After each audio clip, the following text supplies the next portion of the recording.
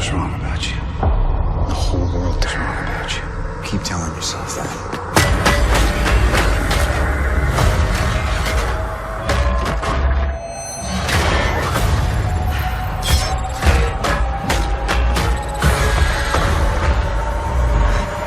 캡틴 아메리카 11호가 드디어 개봉을 했습니다. 스포일러에 민감하신 분들을 위해서 결론부터 간단히 말씀드리면 11호는 마블의 팬으로서 지금까지 제가 본 마블 영화 중에서 유일하게 실망한 부분이 하나도 없는 영화였습니다.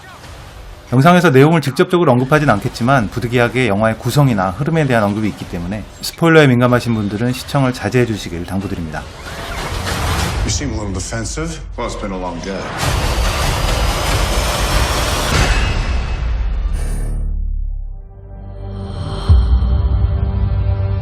New York.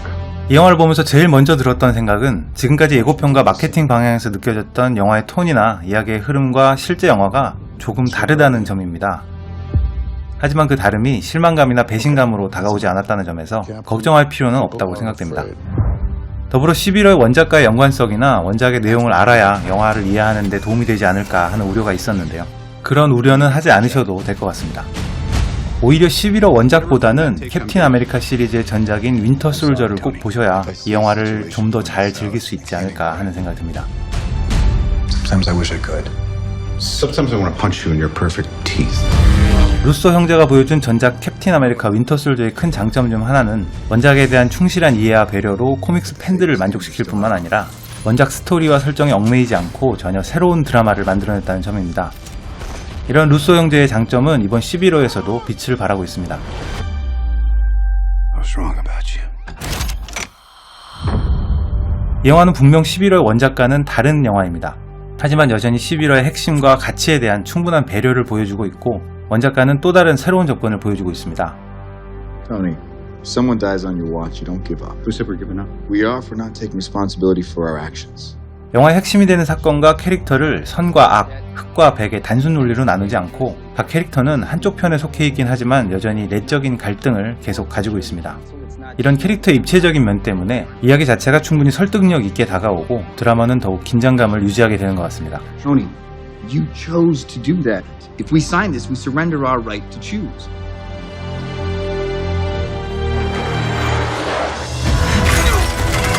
이번 영화에서 호쾌한 액션을 기대하시는 분들이 많이 있죠. 어벤져스가 슈퍼파워가 폭발하는 화려함의 정점이었다면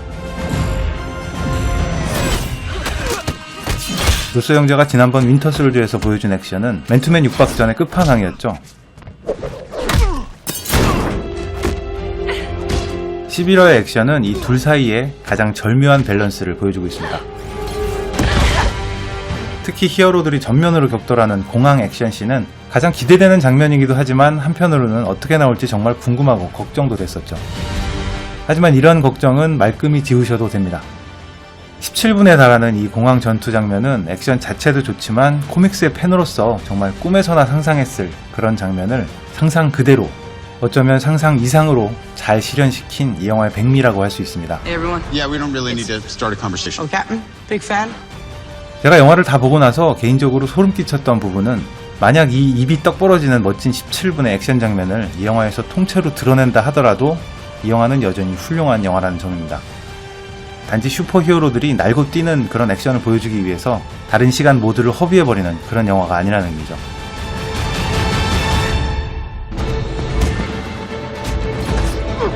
(11호에) 등장하는 새로운 캐릭터에 대해서도 기대와 우려가 묘하게 공존했었습니다. 특히 아직까지는 조금 생소한 블랙팬서가 특히 그랬었는데요. 이 영화는 거의 블랙팬서 독립 시리즈의 프리퀄로 봐도 될 만큼 이 새로운 캐릭터를 적절하고 효과적으로 세팅했습니다. 블랙팬서의 이야기가 11호 내용에 잘 녹아들어 있어서 새로운 캐릭터라는 이질감이 거의 느껴지지 않았었습니다.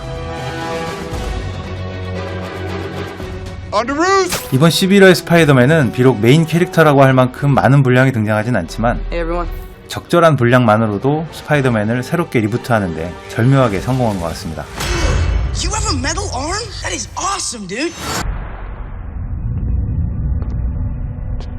Buck. Do you remember me? 지금까지 말씀드린 여러 장점 중에서 이 영화의 장점을 한 가지만 꼽아야 된다면 단연 밸런스입니다. You're a wanted man. 이 영화는 사실 캡틴의 이야기입니다. 제목부터 캡틴 아메리카 11호죠. 캡틴이 중심이 된 이야기에는 윈터 솔저, 버키에 대한 중요한 스토리 라인이 있고 이와 상충하는 아이언맨의 이야기가 있습니다.